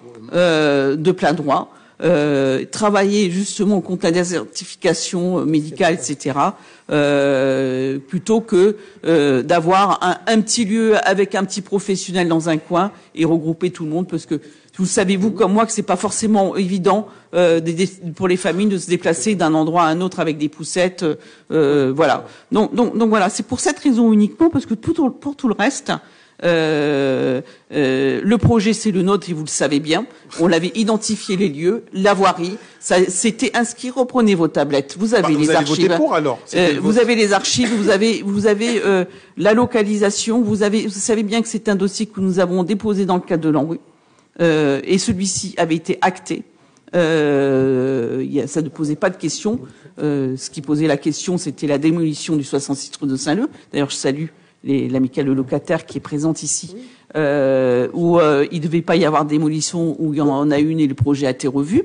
Mais bon, voilà. C'est pas le sujet de la démolition. Ce n'est pas le sujet, c'est le sujet de l'ANRU. On est sur du relogement. C'est le sujet du nouveau programme. Ça ne vous plaît pas ce que je dis. Peut-être que vous êtes en difficulté. C'est pour ça que vous me coupez la parole. Mais le nouveau programme de rénovation urbaine,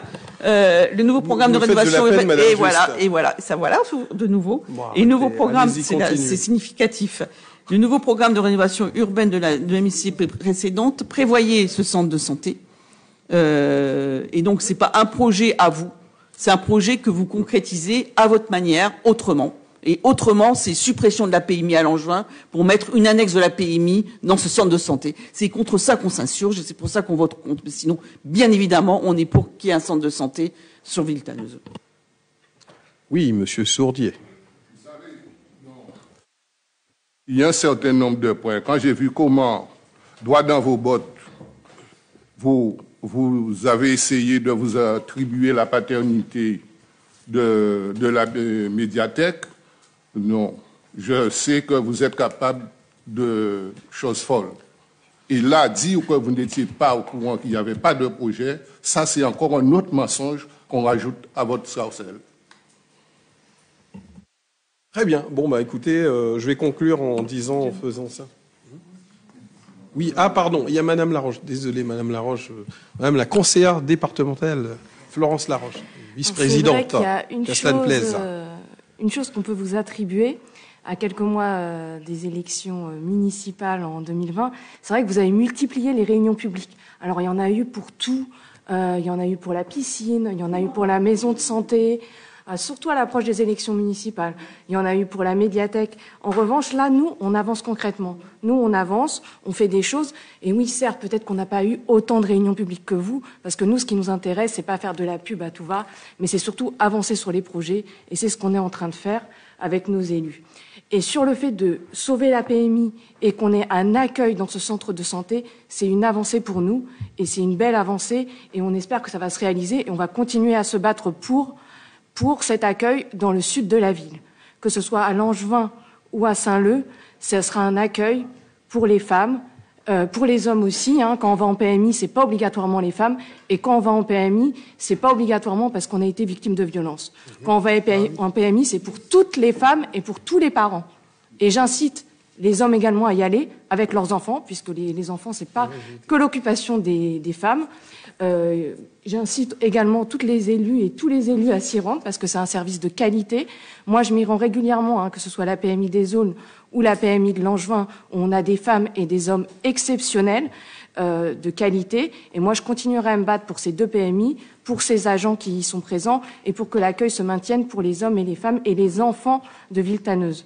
Donc sur ça, voilà, il n'y a pas de difficulté. Donc les réunions publiques à tout va, ok. Nous, on informe les populations et bien sûr, on va l'y associer. Et sur l'association de l'université de Villetaneuse, moi, je me rappelle qu'en CA de l'université, vous n'y étiez pas présent parce que vous n'êtes pas membre, mais il y avait notamment Yasmina Essom qui est en charge des relations avec les universités, qui a développé ce projet, qui a présenté ce projet à l'ensemble des membres du CA. Il y a eu beaucoup d'interactions avec ces membres et il y a un travail qui est engagé et qui va continuer à s'engager et à être travaillé de fond et pas que de la publicité, pas que de l'affichage. Ce sera vraiment un vrai travail de fond qui va être réalisé et qui va être beau à voir en lien avec le département, en lien avec les PMI pour l'accessibilité de toutes et tous, que ce soit au nord de la ville ou dans le sud de la ville, avec notre PMI au nord et un accueil au sud. Merci, Madame Laroche. Alors, il y a Monsieur Sourdier qui a demandé la parole. Vous savez, là, ça c'est un bon exemple de mauvaise foi. Là, vous avez déroulé. Mais je vais vous rappeler quelque chose qui démontre réellement votre mauvaise foi, mais dans sa profondeur. vous étiez conseillère municipale et vous avez voté comment on appelle ça, un financement qui était rikiki pour la rénovation de la piscine. Et ça date de quelques années. Si j'ai pas la possibilité maintenant là de vous sortir l'article, mais ça fait l'objet d'une large communication. Et aujourd'hui, vous venez me dire que oui, à la fin du mandat, on est venu, on a fait des réunions publiques, mais des réunions publiques, il y en avait toute l'année, tout le temps. Sur chaque projet, on faisait des réunions publiques. Alors, et vous avez voté ces 10 000, je crois que c'était 1 million, 10 000 euros ou un truc, mais une somme ridicule. Vous vous rappelez pas? Non, mais ça m'étonne pas. Non, écoutez, moi, je ne suis pas là pour polémiquer, on pourrait revenir sur autre chose. Mais c'est beau, ça. Très bien. Est-ce qu'il y a d'autres prises de parole? Il y a Madame Martinez qui souhaiterait intervenir. Non, simplement, puisque vous parliez des relations avec l'université qui étaient soi-disant tellement excellentes, l'université n'était absolument pas associée au projet éducatif de territoire. Donc c'est un tout autre sujet, mais là, ça va être chose faite puisqu'elle va être associée, elle a déjà été associée au groupe technique autour des 7 axes de travail et elle sera co-signataire en septembre du projet éducatif de territoire. Donc voilà, c'est juste un aparté, mais je pense qu'en termes de relations, elles sont concrètement excellentes et on avance, y compris sur ce type de projet éducatif, puisque vous parlez d'éducation, ça me semblait très très important de joindre l'université à cette démarche, à ce projet-là. Merci Madame Martinez. Il y a Madame Juste qui a demandé la parole. Non, parce qu'il faut être sérieux 2 minutes. Vous nous parlez de ça. Je vous signale que le contrat local de santé a été signé avec l'Université Paris 13 et on est la seule ville de France et de Navarre à avoir signé un contrat local de santé avec l'université. Que les questions éducatives ont été largement initiées avec l'université, notamment le coup de pouce pour le bac. Ça se passait dans les locaux de la bibliothèque universitaire suite aux relations qu'on avait avec l'université. Que les étudiants qui étaient recrutés, ça se faisait avec l'université Paris 13. Et j'en passe, et les meilleurs. Donc il faut arrêter de extraire une petite chose et ne pas voir. Mais c'est pas possible à chaque fois, hein. Et ne pas voir la totalité des choses. Parce que je vous invite donc à revoir le bulletin municipal. Il y avait un travail aussi sur les Jeux Olympiques. Il y avait un travail en profondeur sur plein de choses, sur plein de sujets. Je vous invite à revoir le bulletin municipal qui traitait de ces sujets-là, dont vous pouvez avoir connaissance au sein de la communication. Et on en reste là, parce que il me semble, parce qu'il me semble que le sujet est clos et chacun, on verra chacun à ses responsabilités par rapport à ce qu'il a fait et ce qu'il n'a pas fait.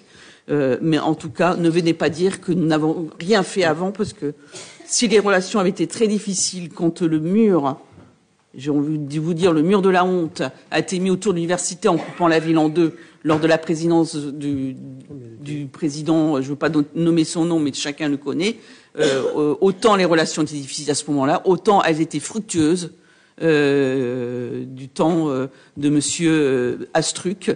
Et avec Monsieur Foucret, sachez que j'avais d'excellentes relations et aucun ombrage aurait pu porter pour continuer d'avancer avec eux. Donc vous n'avez rien inventé, vous n'avez rien fait de plus, mais soyez honnête et arrêtez de mentir en disant que rien ne se passait avant. Alors, Natacha, on demande la parole. Natacha, non, Malek. Alors, si vous voulez la parole, vous la demandez, non? Alors, détendez-vous. Alors, Monsieur Sordier, je vous propose, Madame Juste, vous avez eu la parole. Détendez-vous. C'est pas la peine de casser la table. Alors, dernière prise de parole. Ah ben, ça se voit, hein. Ça se voit. Arrêtez de taper sur la table, vous allez vous faire mal. Alors, dernière prise de parole. Monsieur Sordier voulait intervenir. Une dernière prise de parole sur ce sujet. Monsieur Ittarcourt souhaite intervenir. Et Madame Juste, elle a fait sa dernière intervention. Et je conclurai et on passe à autre chose, s'il vous plaît. Et puis le sujet, c'est la maison de santé. D'accord? Avec la PMI. Non, oui. Avec la PMI aussi. Allez, Monsieur Sordier, le plus gros problème, c'est la PMI. Et je vous rappelle que nous, on a fait se déplacer des gens, on a fait une pétition, on s'est adressé au département, et là encore, vous étiez, vous, madame, au conseil général. Et oui, ça, je pourrais vous le ressortir aussi. Bon. Le président du Conseil général a reçu notre courrier concernant la PMI des zones qui, depuis plus de 7 ans à l'époque, était toujours dans des locaux provisoires. On leur a même proposé des lieux d'installation. On ne vous a pas vu pour appuyer ces demandes-là. Et vous venez faire la leçon à d'autres et vous ne voulez pas reconnaître. Mais ce n'est pas la première fois que vous faites des sorties pareilles. Je vais retrouver, et je vous rappelle la dernière fois, je vous ai mis en demeure de reconnaître que vous ne saviez pas de quoi vous parlez s'agissant de ce qui s'était passé à Villetaneuse. Bon, alors on va arrêter là. Et puis maintenant, quand il s'agit de ce genre de choses-là, je demande un droit de revoyure avec des éléments qui tendent à prouver ce que vous dites. Alors, juste pour un petit rappel, ça vous aurait peut-être échappé, je préside cette séance, donc c'est moi qui décide qu'on arrête le débat ou qu'on continue. Donc, vous pouvez dire on va arrêter là, vous pouvez casser la table, crier, vous énerver, ça ne changera rien. Donc, c'est moi qui préside cette séance. Alors, il y a M. Itarcourbe qui a demandé la parole. La parole est à vous, M. Itarcourbe. Merci, M. le maire. Effectivement, sur la relation qu'on a avec l'université Paris 13, nous avons pris attache avec le service formation continue sur les dispositifs de DAE, la VAE et la VAP. Et donc, je reprends les propos du président de ce dispositif. Je vous réponds, qui disait « Aucun Villetaneusien ne fait partie de ce dispositif ». Nous avons pris attache avec eux. Une convention va être mise en place justement pour permettre aux Villetanusiens de se positionner sur les dispositifs du DAE et de la VAE et de la VAP. Je rappelle que le DAE, c'est un passeport qui va permettre aux Villetanusiens d'accéder aux études universitaires. Il y avait, au jour d'aujourd'hui, aucun Villetaneusien qui connaissait ce dispositif. Aujourd'hui, grâce à la convention qu'on va mettre en place, tous les ans, des dizaines de Villetanusiens vont pouvoir poursuivre des études universitaires. Ce n'était pas le cas avant, ça sera le cas désormais. Merci, M. Itarcourbe. Je propose que, voilà, on puisse... merci pour cette intervention et je suis entièrement d'accord avec vous. Juste pour conclure, mais rapidement, en 2 mots, Madame Bougazi, pour répondre, parce que vous nous avez interrogé, qu'à ça te plaise, depuis 2020, nous sommes au travail. Vous l'avez constaté, il y a tout un ensemble de sujets qui avancent. Le lieu d'implantation ne changera pas. Ça sera toujours au même endroit. Et puis l'université n'a pas souhaité prendre part ni à l'investissement de ce projet. Et nous ferons en sorte d'y associer, bien sûr, les chercheurs, les médecins qui sont formés dans le cadre du campus universitaire médical. Donc voilà, moi je salue pleinement les orientations qui ont été portées, notamment sur la programmation avec les élus de notre majorité. C'est un beau projet et je vous propose de tous voter pour, et ceux qui souhaitent prendre leur responsabilité de ne pas voter pour ce projet, c'est leur responsabilité politique et puis nous, on avance ça. Alors, qui s'abstient ? Qui vote contre ? Bien. Et qui vote pour ? Adopté à la majorité. Je vous remercie, mesdames et messieurs les élus de Villetaneuse autrement. Alors, affaire numéro 23, attribution de la subvention au titre de la dotation de politique de la ville 2022. La parole est donnée à madame Laroche. Monsieur le maire, chers élus, la dotation politique de la ville bénéficie chaque année aux communes de métropole et d'outre-mer particulièrement défavorisées et présentant des dysfonctionnements urbains. Cette dotation vise à compléter la logique de péréquation prévalant dans le cadre de la DSU par un soutien renforcé aux quartiers prioritaires de la politique de la ville. L'État, dans une notification du 20 mai 2022, a accordé les montants suivants pour la DPV, pour un montant total de 673 000 euros. Sur le projet amélioration de l'accessibilité de bâtiments communaux, la DPV obtenue est de 145 000 euros pour un taux de financement de 69%. Sur le projet réfection complète des cours de l'école Anne-Franck, la DPV obtenue est d'un montant de 188 000 euros pour un taux de financement de pratiquement 80%. Sur le projet rénovation complète du terrain synthétique d'honneur Stade Dian, la DPV obtenue est de 340 000 euros pour un taux de financement de près de 50%. Donc au total, il s'agit d'un montant de DPV obtenu de 673 000 euros. Pour rappel, le montant total attribué en 2021 au titre de la DPV était de 350 000 euros. Il vous est donc proposé d'approuver les subventions accordées aux projets d'investissement suivants au titre de la dotation politique de la ville, d'approuver les modalités prévisionnelles de financement de ces projets et d'autoriser Monsieur le maire ou son représentant à percevoir les subventions et à signer la convention ainsi que son annexe et tout acte qui en serait le préalable ou la conséquence. Merci Madame Laroche. Y a-t-il des remarques ou des questions? Si pas de remarques ni questions, je vous propose qu'on puisse soumettre cette affaire au vote. Qui s'abstient? Qui vote contre? Et qui vote pour? Adopté à l'unanimité. Je vous remercie. Affaire numéro 24. Donc je vais laisser la parole à Madame Sifa Gurzoy concernant l'approbation de la convention avec le cabinet d'avocats Brault pour assurer une permanence juridique mensuelle gratuite à destination des habitants de Villetaneuse et de m'y autoriser à signer cette convention. La parole est à vous, Madame Gurzoy. Monsieur le maire, mesdames et messieurs les élus, je vous propose d'aborder la question de la convention annuelle qui nous lie avec le cabinet d'avocats Brault depuis 1959. Depuis cette date, le cabinet Brault assure des permanences juridiques à destination des habitants pour répondre à leurs questions ou bien les accompagner dans l'écriture de documents juridiques. Aujourd'hui, ces permanences ont lieu une fois par mois, le premier mardi du mois, pendant une heure, de 18h à 19h. Il arrive souvent que ces permanences se prolongent au-delà de l'horaire indiqué, étant donné la très forte demande des habitants. Le cabinet Brault est capable de répondre à toutes les questions en lien avec le droit du travail, le droit de la famille, le droit immobilier, le droit des étrangers, le droit des biens. En échange, la municipalité verse au cabinet Brault la somme de 192 € TTC par permanence. À titre indicatif, depuis 2016 et en excluant l'année 2020 où le Covid n'a pas pu permettre la tenue de ces permanences, ce sont en moyenne 57 personnes par an qui fréquentent ces permanences.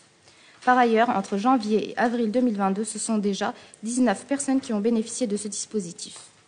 Je vous invite donc à voter pour le renouvellement de la convention avec le cabinet Brault pour une durée d'1 an. Merci Madame Gurzoy. Madame Juste. Bien évidemment, on va voter pour. Il s'agit d'une reconduction de ce que nous avions mis en œuvre. Madame l'a rappelé depuis 1959, voulant être aux côtés des Villetaneusiens qui n'avaient pas les moyens de se payer un avocat, mais qui avaient besoin d'avoir recours à la vie d'un avocat. Mais je prends la parole pas pour ça. Je voudrais comprendre qui fait quoi dans ce conseil municipal en termes de délégation. Si mes souvenirs sont bons, c'était Monsieur El Kalaoui qui avait la délégation des affaires juridiques. C'est Madame qui rapporte. Comme on est un peu, ça bouge beaucoup. J'aimerais savoir qui a la délégation de quoi, afin qu'on puisse avoir quelques repères sur la prise des responsabilités des uns et des autres. S'il vous plaît. Il est simple. Alors pas là, mais j'aimerais savoir qui fait quoi, par courrier, par retour. Non, mais attendez, mais vous êtes sérieuse ou quoi? Non, pas là. Vous adressez à qui, Madame Juste? Non, c'est pas comme je veux. Vous avez parlé de respect tout à l'heure. Mais je pense qu'il va falloir que vous appreniez la définition de ce terme. Donc je vais répondre à votre question quand je veux, et je vais y répondre maintenant. Donc vous allez écouter attentivement. Il n'y a rien qui bouge du tout. Voilà, il y a une majorité, on s'adapte, il y a des élus, on peut changer les délégations. Donc cette délégation de l'accès au droit est donnée à Madame Sifa Gurzoy, qui, en toute responsabilité, a porté cette affaire. Donc il n'y a pas de sujet. Arrêtez de chercher des sujets là où il n'y en a pas. Nous, on gère les vraies priorités, les vrais enjeux. C'est sur ça qu'on est, nous, élus, et c'est là-dessus que les Villetaneusiens nous ont fait confiance. Donc, s'il n'y a pas d'autres remarques, je vous remercie qu'on puisse prendre part au vote. Je propose qu'on puisse... Non, mais Madame Juste, vous n'avez pas demandé la parole, donc je propose qu'on puisse soumettre cette affaire au vote et suivez un petit peu ce qui se passe au lieu de vous agacer pour rien. Donc, qui s'abstient? Qui vote contre? Qui vote pour? Adopté à l'unanimité. Je vous remercie. Alors, affaire numéro 25, il s'agit des comptes rendus de l'ensemble des décisions qui ont été prises par moi-même. Donc, y a-t-il des remarques ou des questions? Non. On est dans le sujet, c'est le dernier point. Décision prise par Monsieur le maire. Là, c'est fini le conseil, Monsieur Sordier. Si ce n'est pas un sujet qui concerne ce dont nous sommes en train de parler, je ne vous donnerai pas la parole. Je vous remercie. Allez-y. Non, ne parlez pas sur ce ton, Monsieur Sordier. Voilà, ne parlez pas sur ce ton. Alors, là, il s'agit des comptes rendus des décisions prises par moi-même. Est-ce que vous avez une remarque ou une question sur ces sujets? Bon. Ben oui, c'est ça. Alors, très bien. Je vous remercie pour votre présence. C'est notre dernier conseil de cette belle saison. Nous allons nous retrouver en fin septembre, prochain conseil de la rentrée. Prenez soin de vous, profitez de l'été à Villetaneuse dans ce beau programme que nous vous proposons au Stade Dian. Et puis merci pour votre présence et votre assiduité, mesdames et messieurs nos élus, et bonne soirée à tous. Et prenez soin de la beauté des choses.